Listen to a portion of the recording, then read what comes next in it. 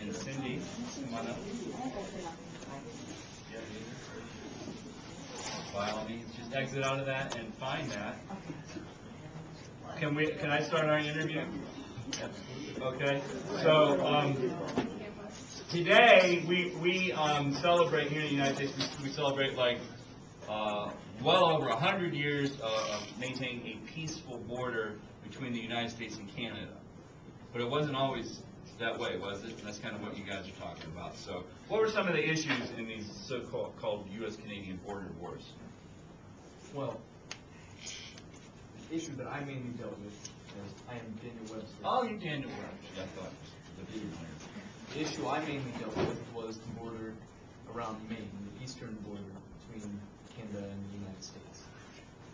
Basically, the treaties for these had been signed a long time ago, and there were conflicting maps, and the wording really wasn't clear, so nobody was exactly sure where the border was.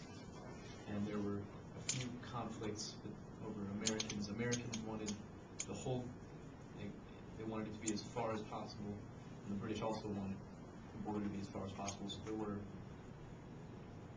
obviously many conflicts. It must have been like lumberjacks and stuff, right? Lumberjack wars, vicious, they use axes and stuff. Anyways. So basically all these issues were resolved by the Webster-Ashburton Treaty, where 70/12 of the land in dispute went to the United States and the rest went to Britain.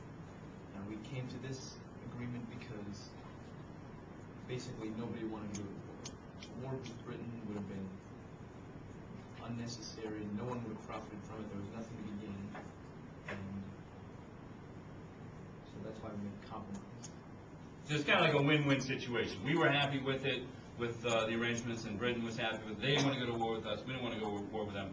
Both nations are growing at tremendous rates, and everybody's making a ton of money, so no point in wasting our resources on war at this time.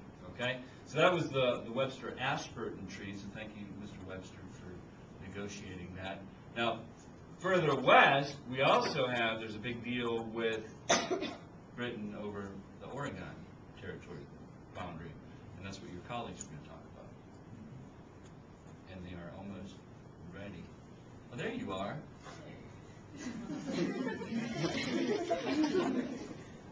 Okay.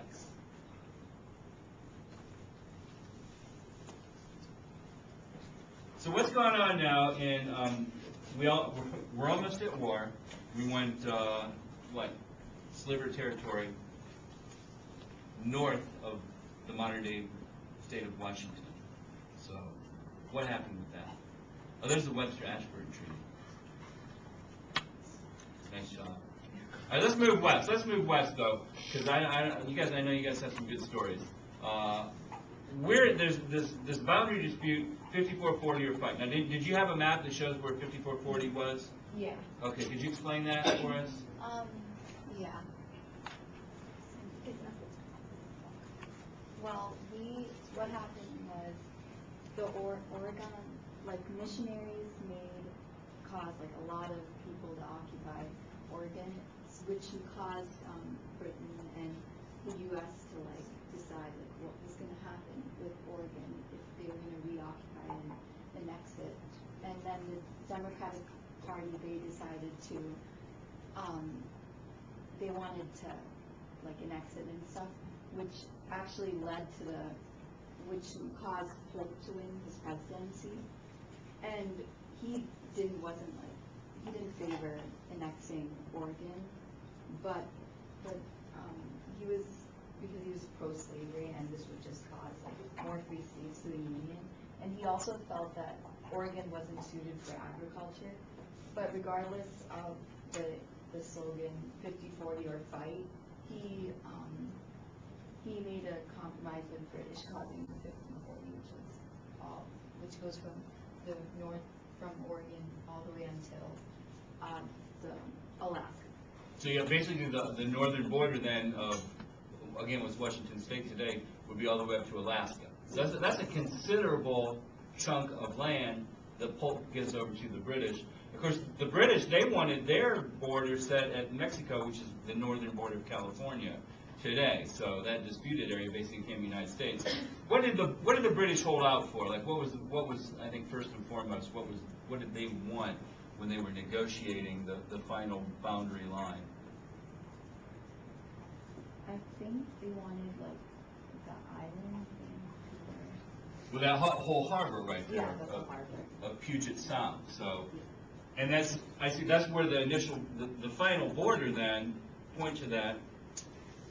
No, that's Pittsburgh. Yeah, that's the final border. So that goes right through Puget Sound. So that way the British could use it as a harbor, and we could use it as a harbor. And even though James Polk made a huge deal during his campaign about strongly going for 5440, when the time came down to it, he agreed to the 49th parallel. And a lot of people in the North thought that was because he was like, it wasn't suitable for slavery, so he wasn't going to expand the power of the North, and people were mad about that. But really, what was Polk kind of looking at this time? Why was Polk? Why was he so eager to give in to the British on this? I think he was looking at California, and he was looking at Texas, I think was his main concern. And within a matter of months, then we will be provoking war with Mexico to, basically steal California. I think that was what Polk wanted, okay?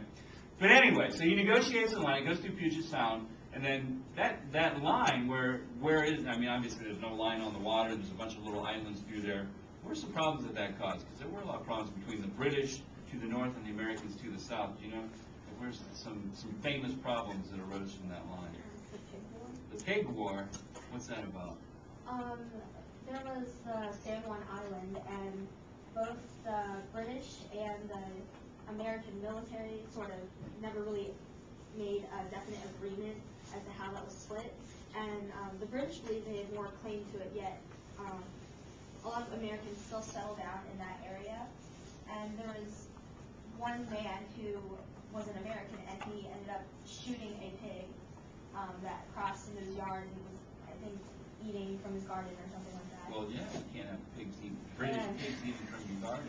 And when he did that, it completely sparked a completely unnecessary outrage. And the British threatened to have all the Americans that had settled down, they threatened to evict them. And in response to that, the Americans sent a delegation to ask for American military to support them. And everything just kept building, and the Americans brought more forces, and the British brought more forces in response, and it just kept building up. How did it end? Once the word got back to Washington that there was this huge tension between the British and the Americans over a pig, officials from both nations were completely bewildered as to why it was even going on. So they sent over American General Scott, and once he got there, he sort of was able to calm everybody down and make them realize how petty it was to be fighting over a pig. And then they all had roast pig and were happy. Okay. Interesting. So almost went to war over a pig with Britain. Interesting stuff. All right. Anything else then on this U.S.-Canadian border dispute of Pacific Northwest? About sums it up. All right. Well, thank you all very much.